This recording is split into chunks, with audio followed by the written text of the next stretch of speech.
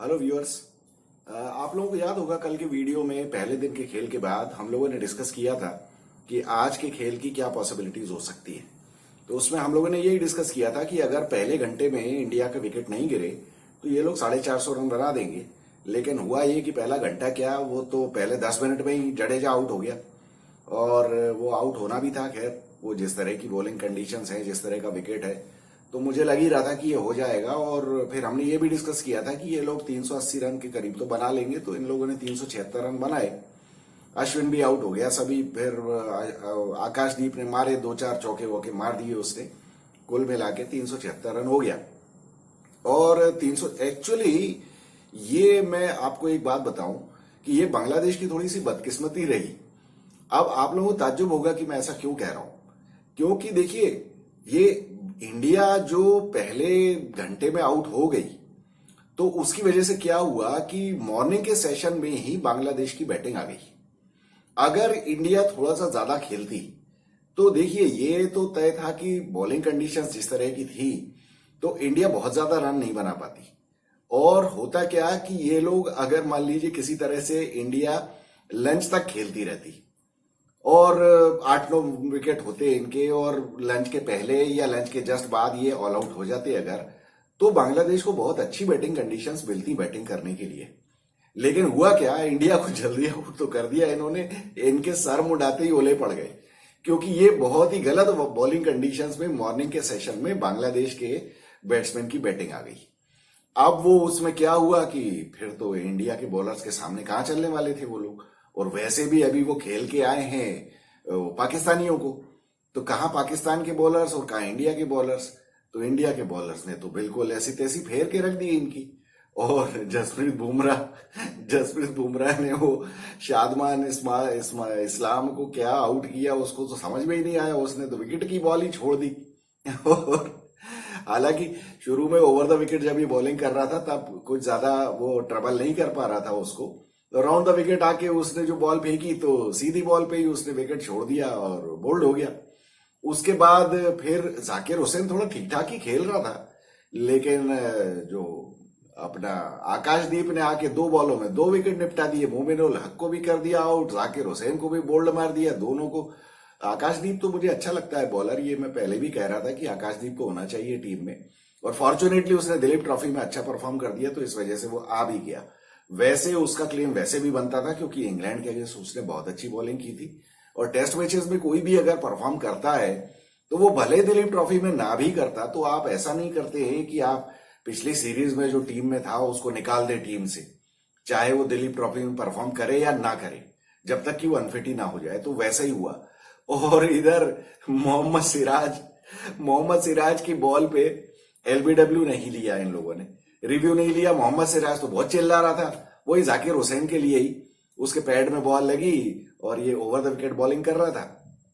तो ऋषभ पंत ने पहले तो जोर जोर से चिल्ला चिल्ला के अपील की, और उसके बाद जब रिव्यू लेने की बात आई तो ऋषभ पंत ने कह दिया कि नहीं हो सकता है, बाहर निकल जाए। क्योंकि ओवर द विकेट जब राइट हैंडर बॉलिंग कर रहा है और लेफ्ट हैंड बैट्समैन खेल रहा है, तो फिर बहुत ज्यादा चांसेस ये होते हैं कि या तो बॉल लेग स्टंप के बाहर टप्पा खाई हो और या फिर बॉल मिस कर रही हो। ऐसा बहुत ही कम होता है, जैसा कि एक्चुअली आज हुआ कि वो लेग स्टंप के अंदर भी थी बॉल जो टप्पा था, और उसके बाद बॉल स्ट्रेटन अप होके विकेट को हिट भी कर रही थी। तो सिराज को तो कहने को हो गया कि देखो मैं तो कह रहा था। लेकिन अब इसमें सिराज को खुद भी सोचना चाहिए। आप लोगों में से जो हमारे पुराने व्यूअर्स हैं, आप लोगों को याद होगा मैं सिराज को बहुत ज्यादा क्रिटिसाइज करता हूं इस बात के लिए कि ये जब एक्साइट होता है ना, तो ये पागलों की तरह कप्तान के पीछे पड़ जाता है कि नहीं बस अब तो रिव्यू ले ही लो। बैट्समैन के अगर पैर में लगे, ये मानस लबुशेन भी ऐसा ही है उनका, ऑस्ट्रेलिया का जो है ना, वो खड़ा रहता है पॉइंट पे या स्क्वायर लेग पे, लेकिन अगर पैड पे बॉल लग जाए किसी भी बैट्समैन के तो वो वहीं से चिल्लाता है कि नहीं नहीं रिव्यू ले ही लो, रिव्यू ले ही लो। चाहे वो कॉट बिहाइंड का हो, चाहे एलबीडब्ल्यू का हो, कुछ भी हो, वो हर चीज में लगा रहता है। तो ऐसी ही रेपुटेशन अपनी मोहम्मद सिराज ने बना ली है। अब ये बॉलर के लिए बहुत ज्यादा खराब सिचुएशन होती है जब आपकी रेपुटेशन ऐसी बन जाए कि आप तो पागलों की तरह रिव्यू मांगते ही रहते हो। चाहे मतलब बैट्समैन के पैड में लगी नहीं कि मोहम्मद सिराज को तो डीआरएस चाहिए। अब उसके चक्कर में बहुत सारे डीआरएस वेस्ट किए हैं इसने। अब रेपुटेशन ऐसी बन गई है कि ये तो बस मानता ही रहता है डीआरएस। इस चक्कर में क्या हुआ कि रोहित शर्मा ने डिस्कार्ड कर दिया कि नहीं नहीं लेंगे। अब बाद में रिप्ले में पता चला कि वो तो लग रही थी। अब ये मोहम्मद सिराज को बजाय इस पे कि वो चिढ़े या कुछ नाराज हो या अपना फ्रस्ट्रेशन दिखाए, उसको खुद सोचना चाहिए कि उसने अपनी रेपुटेशन इतनी खराब करके रखी हुई है कि तुम हर बॉल पे ही चिल्लाने लगते हो कि मेरे को डीआरएस चाहिए। तो जब एक्चुअली मांगना चाहिए था या मिलना चाहिए था डीआरएस तुमको, उस टाइम नहीं दिया कप्तान ने, क्योंकि कप्तान को तुम्हारे ऊपर भरोसा ही नहीं है। तुम हर बार में ही चिल्लाते रहते हो। वो भेड़िया आया वाली बात है, तो वही वाली बात करके रखी है मोहम्मद सिराज ने इस चक्कर में। इसीलिए मोहम्मद सिराज को ही has got himself to blame कि अब तुम अपनी रेपुटेशन सुधारो भैया। जब अपील तभी करो या डीआरएस तभी मांगो जब तुम्हें लग रहा यार कुछ तो हो यार। वो थोड़ा बहुत से अगर मिस हो रही हो बॉल तो मेरे को समझ में आता है, लेकिन यहाँ तो डीआरएस के पीछे पड़ा रहता है ये। ऐसे ही एक वो वरुण चक्रवर्ती है, वो भी ऐसा ही है पागल। आईपीएल में देखा होगा आप लोगों ने, वो बैट्समैन के पैड में लगी नहीं कि उसको डीआरएस चाहिए। तो ये लोग इसी वजह से अपनी रेपुटेशन खराब कर लेते हैं, फिर कप्तान इनकी बात मानता नहीं। तो चलिए, इस वजह से उसका 1 विकेट का नुकसान हो गया, लेकिन वो तो बाद में ठीक है। वो तो बांग्लादेश के बल्लेबाजों ने कोई कम कसर नहीं छोड़ी थी खराब। मतलब मुझे ऐसा लगता है कि मैं देखिए 1980 से, जैसे मैं कहता हूं कि 1980 से तो मैं क्रिकेट देख रहा हूं, उसके पहले मैं कमेंट्री सुनता था क्योंकि उसके पहले टीवी नहीं हुआ करता था। हम तो तरस गए हैं वो देखने के लिए कि भैया बैट्समैन कभी 200, 250, 300 रन की पार्टनरशिप करें यार। भले 3 विकेट हो गए हो, 4 विकेट हो गए हो। अरे इंडिया के अगेंस्ट भी 1980 में ये इंडिया श्रीलंका गई थी। श्रीलंका की कोई बहुत अच्छी रेपुटेशन नहीं थी उस टाइम, लेकिन उनके बैट्समैन ऐसे थे। वो एक रॉय डायस हुआ करता था, एक अपना कौन था वो उनका यार, दिलीप मेंडिस। ये इतने बढ़िया बैट्समैन थे। इन लोगों ने, इंडिया ने, कपिल देव वगैरह, ये चेतन शर्मा वगैरह इंडिया की टीम में थे। इन लोगों ने 3-4 विकेट निकाल दिए। उसके बाद वो रॉय डायस और दिलीप मेंडिस जो जमे, आउट होने का नाम ही नहीं। तो इसी तरह की बैटिंग हमको देखने की आदत है टेस्ट मैचेस में, लेकिन अब आजकल तो कुछ होता ही नहीं। अब आप ये देखिए, आज दूसरा दिन खत्म हुआ है, 23 wickets have fallen so far in the match. अब पूरे मैच में 40 विकेट गिरते हैं, उसमें से 23 विकेट 2 दिन में गिर चुके हैं। इसका मतलब ये है कि आइडियली ये मैच तो चौथे दिन से आगे जाना ही नहीं चाहिए।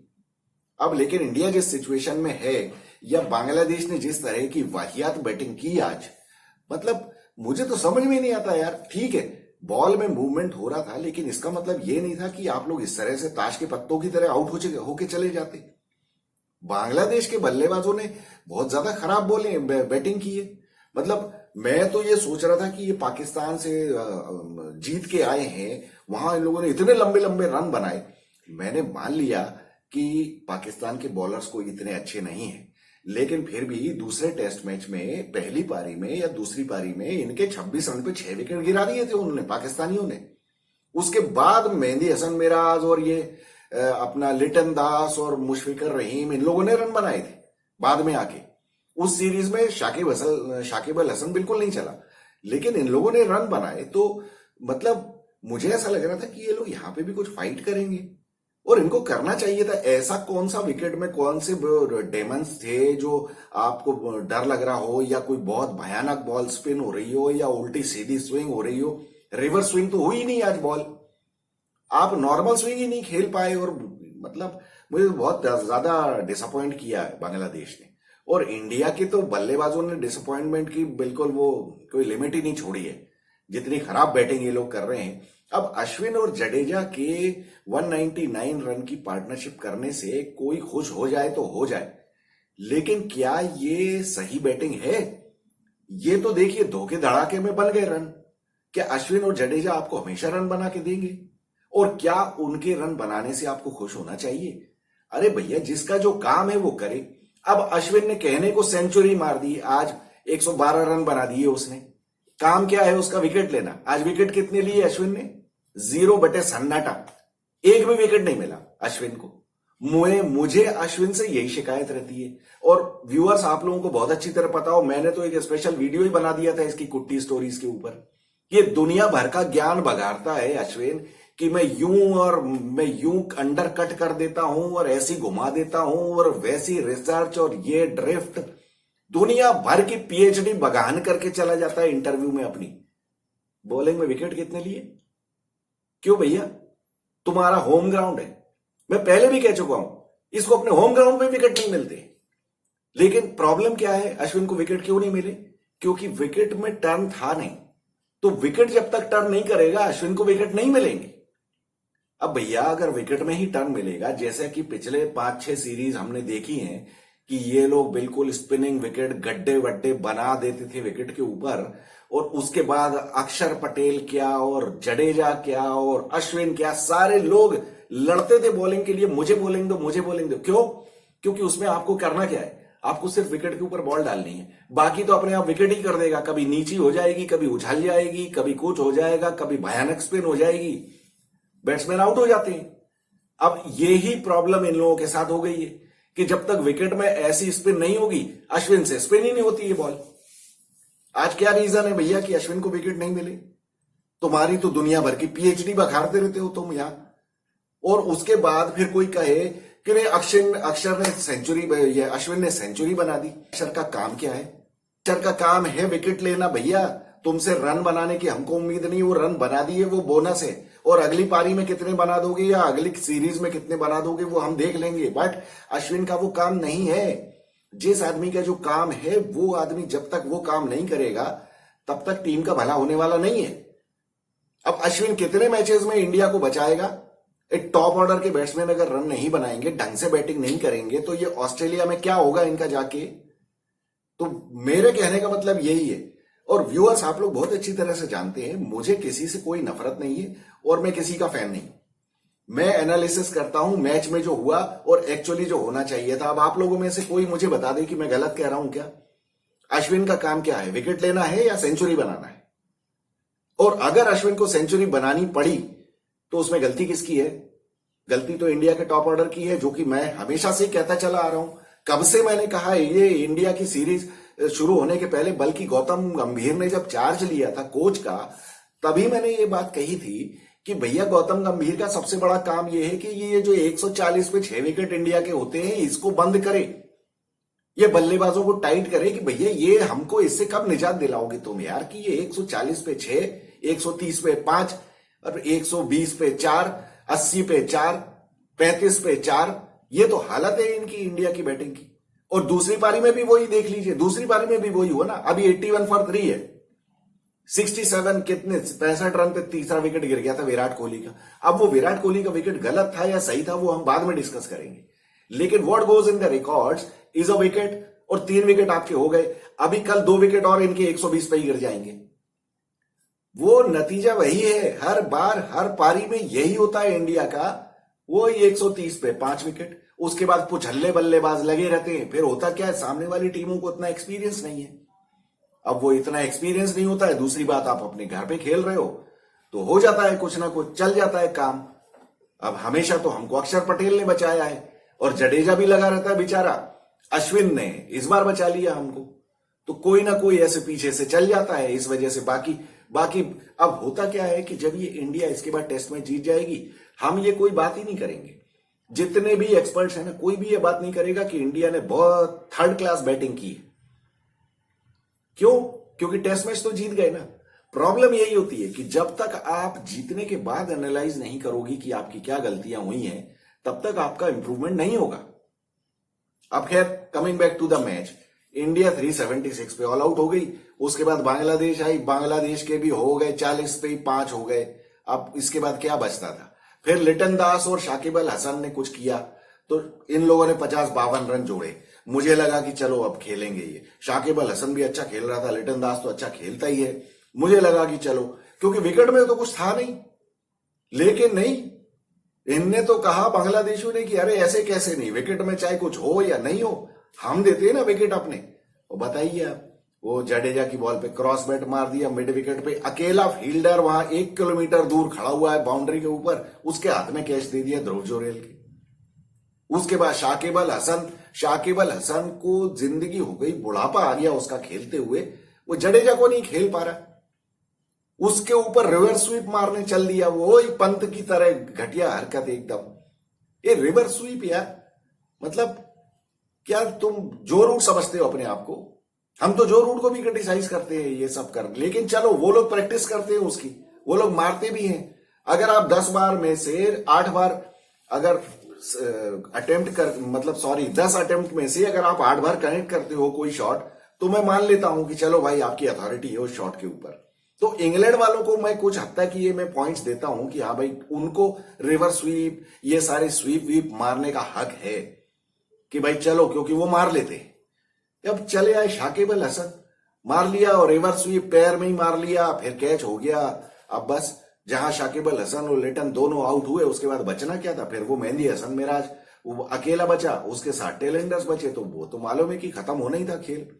फिर आज मुझे ये चीज जरूर देख के बहुत अच्छा लगा कि भैया बुमराह ने टेल एंडर्स को, जो खास तौर पे वो तस्कीन अहमद, वो लगा हुआ था 11 रन उसने बनाए, वो टिकने की कोशिश कर रहा था, उसको वही किया जो एक्चुअली फास्ट बॉलर को करना चाहिए। टेल एंडर को देखिए, टेल एंडर से कोई प्रेम मोहब्बत पालने की जरूरत नहीं है। टेल एंडर्स और टेल एंडर्स ही क्या, तेज बॉल से अच्छे अच्छे तुर्रम खां भी घबराते हैं, चाहे वो कितना ही अच्छा बैट्समैन क्यों ना हो। अगर हॉस्टाइल बॉलिंग हो रही है अच्छी खासी तेज और बाउंसर मार रहा है बॉलर, तो अच्छे अच्छे बल्लेबाजों की बोलती बंद हो जाती है। तो वो करना चाहिए। मेरा तो बिल्कुल वोट इसके फेवर में है। टेल एंडर्स को डरा के आउट करो, उनके साथ कोई स्विंग और स्पिन करने की जरूरत नहीं है, अनलेस इतनी ज्यादा हेल्पफुल विकेट हो आपके पास कि आप टेक्निकली आउट कर सको। अदरवाइज डराओ और आउट करो, मारो मारो मुंह पे मारो बॉल, मारो मतलब बाउंसर लगाओ कि बैट्समैन को डर होना चाहिए कि मुझे लग जाएगी। आज बुमराह ने वही किया, उसने वो रिब केज में मारी, मतलब मारी से मतलब लगी भी खैर उसको, एक तो ये बिल्कुल यहां ऐसी खोपड़े पे ही लग गई थी, मुझे लगा कि बस गया ये तो काम से, क्योंकि हेलमेट के ऊपर से भी लग जाती है तो भैया बहुत जबरदस्त वो इम्पैक्ट जाता है ब्रेन के ऊपर, इसी वजह से कंकशंस होते हैं, वो डेंजरस मामला है। पागल ने बिल्कुल ऐसा सरी लगा दिया अपना, मुझे तो लगा आज गया इसका खोपड़ा ही खुल जाएगा इसका, लेकिन बच गया। चलो अच्छा हुआ भैया, किस्मत से, ऐसी चोट नहीं लगनी चाहिए किसी को। लेकिन सही तरीका वही है बॉलर का कि भैया तू, तेरे को खेलना नहीं आता, तू निकल यहां से, रिटायर हो जा या डिक्लेयर कर दे अपने आप को। लेकिन यहां खड़ा रहेगा तो हम तो बॉलिंग करेंगे और हम तो तेज करेंगे। अब वो दिन गए जब फास्ट बॉलर्स, पुराने जमाने में होता था ये, पुराने जमाने में फास्ट बॉलर्स के बीच में ऑल ओवर द वर्ल्ड एक अनरिटन ये एक अंडरस्टैंडिंग थी कि कोई भी फास्ट बॉलर दूसरे फास्ट बॉलर को बाउंसर नहीं मारेगा। ऐसा हुआ करता था, तब इतने शरीफ लोग हुआ करते थे। हालांकि वो अलग तरह का कमीनापन करते थे, वो बात अलग है, लेकिन ऐसा होता था, एक दूसरे को नहीं करते थे। लेकिन अब आजकल तो सब खत्म हो गया, आजकल इतना कट थ्रोट कॉम्पिटिशन हो गया है कि भैया विकेट चाहिए मुझे तो, और सीधी सी बात है। तो वो किया उसने, मारी चिपकाई 2-3 बॉलें तस्कीन अहमद को और उसके बाद यॉर्कर डाल दी। तो सिंपल है यार, टेल एंडर के सामने आपको क्या करना है, मारो बाउंसर ही बाउंसर और उसके बाद यॉर्कर फेंको, तो या तो पैर में लगेगी या नहीं तो सिर में लगेगी, नहीं तो गर्दन में लगेगी, कहीं ना कहीं तो लगेगी बॉल। तो वो ऐसे करके आउट करना चाहिए, वो बिल्कुल सही काम है। तो ऐसे करके उसने आउट कर दिया, बांग्लादेश ऑल आउट हो गई। उसके बाद इनको मिल गई 227 रन की लीड। अब बताइए आप, 227 रन की लीड के बाद रोहित शर्मा और जायसवाल जिस तरह से आए बैटिंग करने, मतलब इनके तो देखिए जलवे देखते ही बनते थे। ये लोग तो ऐसा लग रहा था इनके मैनरिज्म से कि बस ये लोग तो वनडे या T20 खेलने आए हैं। आते साथ ही जायसवाल ने पहले ओवर में ही 2 चौके जड़ दिए, रोहित शर्मा ने मार दिया 1 चौका, और फिर उसके बाद रोहित शर्मा फिर आउट हो गया। अब रोहित शर्मा से मैं पूछूं कि दिलीप ट्रॉफी क्यों नहीं खेला भैया, है? अब ये पहला मैच तो कर दिया ना बर्बाद कर दिया। ये दिलीप ट्रॉफी खेल लेता तो आज या इस मैच में कुछ रन बना देता, लेकिन कौन बोलेगा इस बारे में? कोई बोलेगा नहीं, क्योंकि अभी तो हम मैच जीत जाएंगे। तो फिर बस रोहित शर्मा तो कप्तान है। अब रोहित शर्मा जब कप्तान है, और रोहित शर्मा के तो बहुत सारे फॉलोअर्स हैं यार, तो हम कुछ बोलेंगे तो बुरा लगेगा, लेकिन हम तो बोलते ही रहेंगे, बुरा लगे या भला लगे, बाढ़ में जाए, हम तो बोलेंगे कि वजन भी कम कर रोहित शर्मा अपना, नहीं तो बाहर हो जाएगा टीम से, नहीं तो हम कर देंगे बाहर। कह रहा हूं, होते कौन है बात करने वाले। लेकिन मेरे कहने का मतलब ये है कि भैया बिना प्रैक्टिस के आप नहीं चल सकते हो यार, मजाक थोड़ी है यार। चलो क्या, ठीक है। अब रोहित शर्मा आउट हो गया, उसके बाद जायसवाल तो आप देखिए, मैं ये दिखा रहा हूं जिस बॉल पे वो आउट हुआ है, बिना पैर हिलाए कुछ भी अपने क्रीज में खड़े होके लगा हुआ है कवर ड्राइव मारने। अरे यार, बैटिंग के लिए कंडीशंस अच्छी है, अगर धूप निकली हुई है और बॉलर की दम निकली हुई है, बॉलर थके हुए हैं, तो तुमने क्या समझ रखा है यार कि भैया टेक्निक को एक साइड में रख दोगे और बस क्रीज में खड़े खड़े बल्ला घुमाते रहोगे और तुम्हारी बॉल में बल्ले में आती भी रहेगी बॉल, 2-3 आ भी गई, बस अगली चली गई, हो गया आउट, बस सड़ा सा मुंह लेके बाहर। अब जायसवाल को किसी को समझाना चाहिए भैया, ये अभी तुम 20-21 साल उम्र है तुम्हारी, इतने सीनियर लोग हैं भैया, समझाना चाहिए कि क्या कर रहा है यार, किस तरह से बैटिंग की है। अब पहली पारी में जितनी अच्छी बैटिंग की थी, दूसरी पारी में उतनी ही गंदी बैटिंग की। आप लोगों को याद होगा, मैं कल की वीडियो में बोल रहा था मैं कि कल के मैच में भले अश्विन ने सेंचुरी मारी, लेकिन सबसे बढ़िया बैटिंग जायसवाल ने की। आज 3rd क्लास शॉट मारा, बहुत ही घटिया बैटिंग की है जायसवाल ने।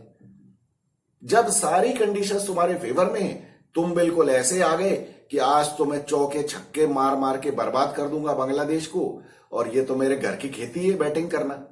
तो समझ में आ गया घर की खेती क्या। अरे भैया पैर वैर चलाओ यार कुछ, यार वो दुनिया कहते कहते पागल हो चुकी है, किताबें भर दी लोगों ने लिख लिख के कि यार बॉल की पिच के ऊपर तो आप अपना पैर ले जाओ यार, जब टप्पे के ऊपर पैर ही नहीं ले जाओगे तो बॉल कनेक्ट कहां से होगी। ये बिल्कुल बेसिक चीज है बैटिंग की।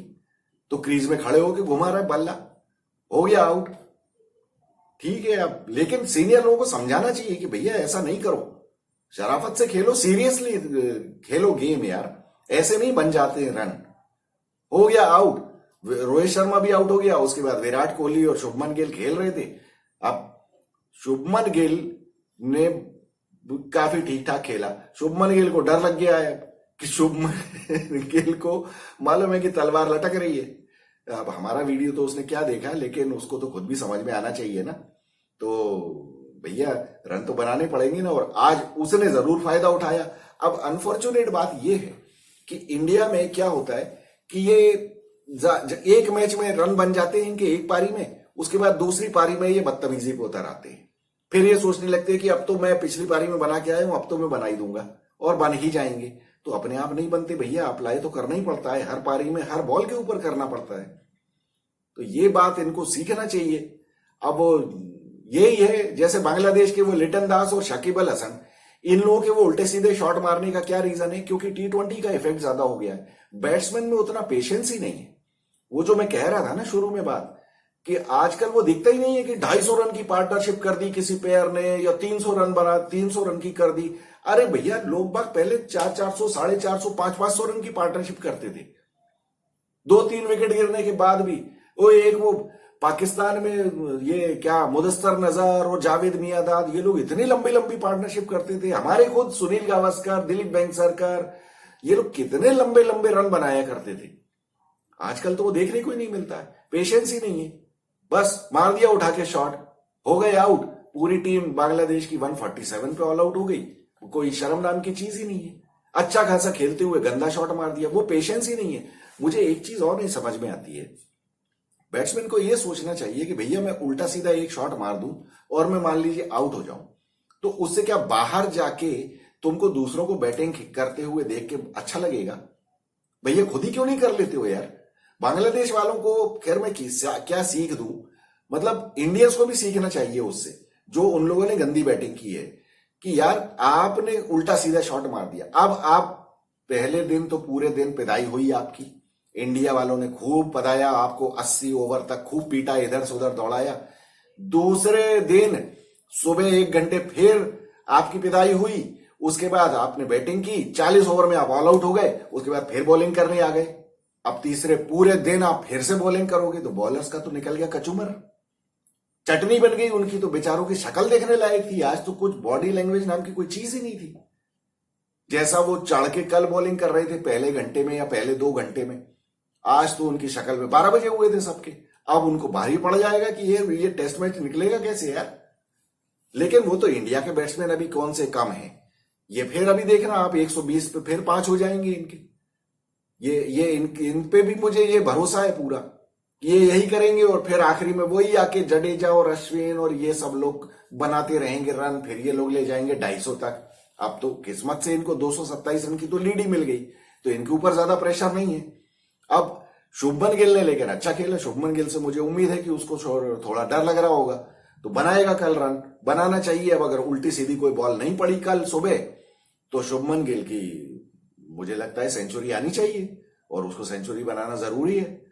तो क्योंकि उसको एवरेज भी अपना इंप्रूव करना, नहीं तो दूसरा राहुल बन जाएगा वो। राहुल का भी अभी नंबर आने वाला है, राहुल पता नहीं क्या करेगा, वही डरता हुआ आएगा तो आउट हो जाएगा।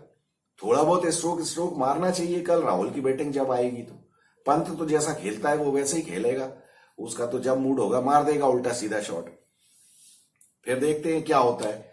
अब लेकिन विराट कोहली की अब बात करते हैं। अब विराट कोहली, लोग बाग ये कह रहे हैं विराट कोहली की बदकिस्मती, विराट कोहली का ये, विराट कोहली का वो। अब यार बदकिस्मती किस बात की है भैया? मैंने मान लिया बदकिस्मती ये है कि आपको आपकी एज ही नहीं सुनाई दी, क्योंकि लोग बाग ये कह रहे हैं कि भाई अरे उसको तो एज ही नहीं सुनाई दी, वो हमारा किंग आउट हो गया, ये हो गया, वो हो गया। ऐसा कभी कभी हो जाता है, हालांकि ये बहुत कम होता है कि बैट्समैन को अपने बैट की ये एज सुनाई ना दे। लेकिन ठीक है, चलिए हो गया, मान लिया मैंने। अब विराट कोहली गया शुभमन गिल के पास, जब अंपायर ने आउट दे दिया। अब गया शुभमन गिल के पास, तो शुभमन गिल की कोई गलती नहीं है, क्योंकि शुभमन गिल से उसने पूछा कि भैया विकेट में जा रही थी क्या, कि मैं लाइन में था क्या? तो उसने कह दिया हाँ भैया लाइन में जा रही थी बॉल।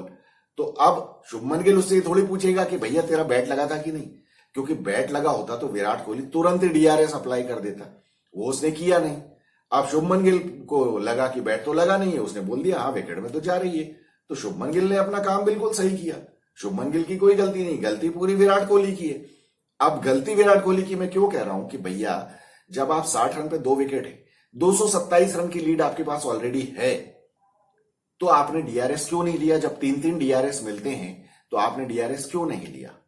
अरे भैया जब आपको लग रहा है, मान लिया मैंने कि विराट कोहली को लग रहा था कि नहीं नहीं ये तो मैं बिल्कुल प्लम हूं और ये तो जा ही रही है बॉल विकेट में, तो भी एक बार अच्छे बैट्समैन होते हुए आपको एक चांस ले लेना चाहिए, क्योंकि ऐसी कोई मरने मारने वाली सिचुएशन नहीं थी कि आप एक डीआरएस नहीं ले सकते हो। अरे आप वैसे ही 300 रन से आगे हो गए हो। मतलब जिस टाइम विराट कोहली आउट हुआ है उस टाइम इंडिया कोई 280 रन से ऑलरेडी आगे थी। अब डीआरएस ही वेस्ट होता ना, उसके बाद भी 2 डीआरएस बचते और इंडिया को अभी कितने रन और बनाने हैं बांग्लादेश को हराने के लिए? 400 रन की टोटल लीड बहुत है ना। वैसे तो मुझे लगता है कि 300 भी बहुत है, बांग्लादेश उतने भी नहीं बना पाएगी, लेकिन चलो मैंने मान लिया कि 400 रन, तो 400 रन तो बन जाएंगे ना। अभी तो और 6 विकेट तो बाकी है ना, 7 विकेट। तो अब विराट कोहली ने डीआरएस भी नहीं लिया। अब ये डीआरएस क्यों नहीं लिया विराट कोहली ने? इसके पीछे बहुत बड़ा रीजन ये है कि विराट कोहली खुद कॉन्फिडेंट नहीं है, और विराट कोहली के सबकॉन्शियस माइंड में ये बात जरूर चल रही है कि देखो मैं भले बड़ा खिलाड़ी हूं लेकिन मैंने रन नहीं बनाए। क्या होता है, बैट्समैन जब वो रन बनाता है ना तो फिर वो कॉन्फिडेंट रहता है। जैसे कि वीरेंद्र सहवाग के बारे में फेमस था, वीरेंद्र सहवाग ने तो पहले अपने कई इंटरव्यूज में भी ये बात कही है कि भैया मैंने तो कप्तान को कह दिया था कि मेरे पैड में बॉल लगेगी तो मैं तो डीआरएस लूंगा, चाहे कुछ भी हो जाए, चाहे मैं आउट हूं चाहे नहीं हूं, मैं लूंगा डीआरएस। क्यों? क्योंकि वो रन बनाता था। तो कप्तान की भी हिम्मत नहीं थी उसको कहने की कि फालतू तू डीआरएस वेस्ट मत करना। तो वो चौड़ा होके कहता था कि मैं तो लूंगा डीआरएस, और वो लेता भी था हमेशा, चाहे वो प्लम विकेट के सामने खड़ा हो फिर भी ले लेता था। तो ये कंडीशन अभी विराट कोहली के साथ क्यों नहीं है? क्योंकि विराट कोहली के बेल्ट में अभी रन नहीं है। अब रन बनाए होते अगर तो विराट कोहली भी चौड़ा होके कह देता। अब विराट कोहली को मन ही मन गिल्टी कॉन्शियस फील हो रहा होगा कि यार एक तो मैं रन भी नहीं बना रहा हूं, ऊपर से मैं डीआरएस भी खराब कर दूं। हालांकि चाहे वो रन बना रहा हो या नहीं बना रहा हो, इस सिचुएशन में उसको डीआरएस लेना चाहिए था। लेकिन क्या होता है, जब आदमी मॉरली डाउन होता है तो फिर वो लॉजिकल थिंकिंग नहीं कर पाता है। इसके लिए विराट कोहली को दिलीप ट्रॉफी का मैच खेलना चाहिए था। देखिए मैं हमेशा उसी बात के ऊपर आऊंगा, मैं कभी भी इस बात से अग्री नहीं होऊंगा कि रोहित शर्मा और विराट कोहली ने जो दिलीप ट्रॉफी नहीं खेला है वो बहुत अच्छा डिसीजन लिया। नहीं लिया आपने। भले विराट कोहली दिलीप ट्रॉफी की दोनों पारियों में 10-10 रन पे आउट हो जाता, अगर वो मैच खेला होता तो इस मैच में इस तरह से वो शॉट नहीं मारता, इस तरह से वो आउट नहीं होता।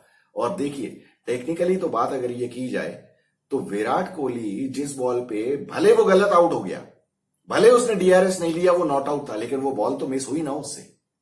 बॉल इतनी ज्यादा मिस हुई और इतनी फेंट एज लगी कि उसको खुद को ही सुनाई नहीं दी। इसका मतलब बॉल तो मिस हो गई ना। और बॉल थी स्पिनर की, तो स्पिन की वीकनेस तो आपको समझ में आनी चाहिए ना कि आपसे स्पिन खेलते नहीं बनता है। जब इतनी हल्की स्पिन आपसे मिस हो गई, आपके पैड में लग गई बॉल, ये तो हम हमेशा से देखते चले आ रहे हैं कि जब स्पिन होती है तो विराट कोहली के पैड में लग जाती है बॉल, एलबीडब्ल्यू हो जाता है विराट कोहली। तो यहां तो टेक्निक इंप्रूव करने की जरूरत है ना, तो उसके लिए दिलीप ट्रॉफी खेलनी चाहिए थी ना। या आपको चिंता ही नहीं है कि टेस्ट मैच में सही हो जाएगा, तो टेस्ट मैच में नहीं हुआ ना सही, बॉल तो मिस हुई, भले फेंट एज लग गई, तो आपसे तो मिस हो गई थी ना बॉल। अब इसके बारे में कोई कुछ भी कह ले, मुझे इसके बारे में और कोई ज्यादा आर्गुमेंट करना नहीं है। मुझे जितने पॉइंट्स रखने थे वो मैं रख चुका हूं। अब व्यूअर्स आप लोग बताइए कि मेरा पॉइंट गलत है क्या। ये जो मेरा आर्गुमेंट है कि इन लोगों ने ना दिलीप ट्रॉफी खेल के जो बहुत बड़ी गलती की है, वो उसी का खामियाजा अभी भुगत रहे हैं इस टेस्ट मैच में। तो एक टेस्ट मैच तो इन दोनों ने बर्बाद कर दिया। अब खैर चलिए 81 फॉर 3, तो 81 फॉर 3 में इंडिया के 308 रन की तो लीड हो गई है। अब ये क्या करेंगे, मतलब अब 7 विकेट बाकी हैं इनके हाथ में, अभी पंत और वो खेल रहे हैं, शुभमन गिल, बना देंगे ये लोग, कर देंगे, 308 हो ही गए हैं ऑलरेडी। अब बहुत सारे लोग, आज मैं देख रहा हूं, पागलों की भी कोई कमी नहीं है यार, ये सारे के सारे यूट्यूब चैनल खोल के बैठ गए बेवकूफ कहीं के, और कुछ भी ऊट पटांग अपने चलाते रहते। और इंडिया को ना कल टी तक खेलना चाहिए और टी के बाद डिक्लेयर कर देना चाहिए। अरे यार, मुझे ये बाकी 2 दिन क्या घर बचा के ले जाना है तुमको? अभी कल तीसरा ही दिन है ना, क्यों डिक्लेयर करना है कल 3 पे टी पे? मुझे समझ में नहीं आता क्यों डिक्लेयर करना है। अब नहीं करे, टी पे डिक्लेयर करो, बांग्लादेश थक चुका होगा, आखिरी सेशन में इनके 3-4 विकेट ले लो। अरे भैया, मैं ये कह रहा हूं कि आप चौथे दिन लंच तक क्यों नहीं खेलते हो, अगर खेल सकते हो तो? अगर आपके बैट्समैन आउट नहीं हुए, अगर आप ऑल आउट नहीं हुए, तो चौथे दिन मॉर्निंग तक क्यों नहीं खेलते, लंच तक? जान निकाल दो यार इनकी, दौड़ा दौड़ा की सबकी, ऐसी हालत कर दो कि इनसे खड़े होते ना बने फील्ड के ऊपर। और कल दिन भर अगर ये लोग खेले ना, कल दिन भर में ये लोग फिर से 300 रन बना सकते हैं। अगर दिन भर खेलेंगे तो 300 रन बनेंगे ही बनेंगे, मिनिमम 300 रन बनेंगे। तो आपके वैसे ही 600 रन की लीड हो जाएगी यार। आपको उसमें भी शाम को क्यों इनको डिक्लेयर करके आउट करना है? क्या आपके पास 2 दिन कम है क्या आउट करने के लिए आपके बॉलर्स के पास? परसों तक इनको नचाओ, बिल्कुल इनका पसीना खून सब निकाल दो ग्राउंड पे दौड़ा दौड़ा के। उसके बाद ऐसी हालत हो जाएगी कि बल्लेबाजों से खड़े होते नहीं बनेगा ग्राउंड के ऊपर। फिर आप चाहे जब डिक्लेयर करो, जब आओ, और तब इनको निपटा दो सबको। सबकी दम निकल जाने वाली है बल्लेबाजों की। किसी का ना तो टेम्परामेंट है, ना टेक्निक है, और ना इतना स्टेमिना है बांग्लादेश के बल्लेबाजों का। तो आप तो अपनी बैटिंग की प्रैक्टिस करो ना यार, आपकी बैटिंग की वैसे ही बैंड बजी हुई है, आपके बल्लेबाजों से बैटिंग होती नहीं है। गौतम गंभीर की जगह अगर मैं हूं तो मैं बोलूंगा, साले पूरा दिन खेल के आना, ऑल आउट मत हो जाना, वरना अभी मुर्गा बना दूंगा मैं। तो ये अप्रोच होनी चाहिए। तुमको क्या जल्दी है यार टेस्ट मैच जीतने की? टेस्ट मैच तो तुम जीत ही जाओगे। अपनी बैटिंग की जो कमजोरी है उसको सुधारो, और वो बैटिंग की कमजोरी तभी सुधरेगी जब मैच में रन बनेंगे। मैच में जब रन बनते हैं तभी कॉन्फिडेंस आता है। तो केएल राहुल, गिल, शुभमन, ये अपना पंत वंत, ये जडेजा, अश्विन, इन सबको छोड़ दो कि तुम बनाओ रन जितने बना सकते, बस ऐसा होना चाहिए। पागलों की तरह लोग लगे टी पर डिक्लेयर कर दो, क्यों डिक्लेयर कर दो यार। चलिए खैर, अब कल जो हमने एनालिसिस की थी उसमें अक्षय कह रहे थे कि विराट कोहली का तो लगता है मन ही नहीं लगता है। तो वो बात ऐसी ही है, वो तो हम पहले भी डिस्कस कर चुके हैं ना। क्या विराट कोहली को, मतलब मुझे भी यही लगता है कि उसके पास मोटिवेशन ही नहीं है कि मैं क्या क्या करूं। अब मुझे ऐसा लगता है कि उसको शायद समझ में आ गया है कि 100 सेंचुरी तो बनने वाली नहीं है। और ये मुझे भी लगता है, ये बहुत हद तक मुझे लगता है कि विराट कोहली 100 सेंचुरी बनने वाली नहीं है। जिस तरह से ये कुछ तो भी स्पिन की वीकनेस है और बकवास काम है यार इसका। 100 सेंचुरी कहां से बनेंगी यार, तुम इस तरह से खेलोगे तो। स्पिन पे तो तुम चाहे जब आउट हो जाते हो, पैर पे लग जाती है बॉल, तो क्या होगा। और बाकी फिर ये है कि ठीक है, जितना चल रहा है चलने दो, मैं प्रैक्टिस करूंगा नहीं, आऊंगा खेलने, मैच भी ये भी खेलूंगा, सब खेलूंगा। T20 वर्ल्ड कप में जाऊंगा तो ओपन करूंगा तो उल्टे सीधे बल्ले घुमाऊंगा, बस ऐसे ही करता रहूंगा। फिर उसके बाद मेरे फैन तो हैं ही जो लगे रहेंगे। तो वो अपने गजानन नवाती सर, वो भी यही कह रहे थे कि ये विराट कोहली और रोहित शर्मा, इनको कोई क्रिटिसाइज करे तो इनके फैंस तो लड़ने चले आते हैं। तो ये तो कोई बहुत अच्छी बात नहीं है ना, उससे तो नुकसान तो इंडियन क्रिकेट का हो रहा है ना। बाकी ये क्या है, ये फैंस वैंस ये सब बेवकूफी की बातें हैं। भैया इंडियन क्रिकेट की चिंता करो, इंडियन क्रिकेट के लिए जो सही काम होना चाहिए वो करो। तो इसीलिए मैं कहता हूं कि भैया कोई जल्दी मत करो, अपने बैटिंग करो, पूरी बैटिंग की प्रैक्टिस करो। फ्री के बॉलर्स मिले हुए बेचारों को रगड़ दो, उनकी दम वैसे ही निकली हुई है, मारो उनको, रन बनाओ अपने, और अपने रन बना के अपना कॉन्फिडेंस बढ़ाओ, क्योंकि आगे न्यूजीलैंड आने वाली है। न्यूजीलैंड कोई ऐसी बांग्लादेश की तरह नहीं होगी।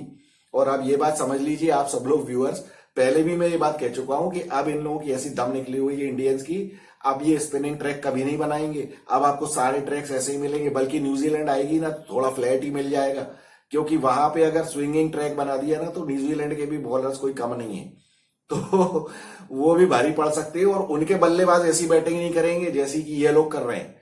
तो इस बार न्यूजीलैंड जरा मजा चखाएगी इंडिया को, हार्ड हार्ड फाइट होगी इस बार न्यूजीलैंड के अगेंस्ट।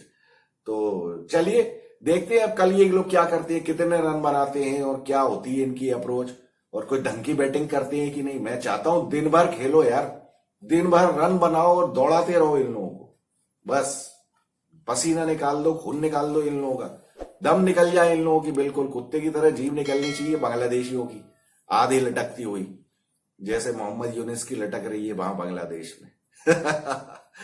आप लोग समझ गए होंगे मेरा इशारा किस तरफ है। तो चलिए व्यूअर्स, आप लोग बताइए आप लोगों का क्या व्यू है, क्या लगता है आपको, विराट कोहली, रोहित शर्मा, जायसवाल ये लोग क्या है, और क्या इंडिया करेगी, क्या इंडिया को डिक्लेयर करना चाहिए या नहीं, क्या बांग्लादेश कम बैक कर पाएगी या क्या होगा। I look forward to hearing from you. This is Vikas Saxena, the biased analyst. Thank you so much.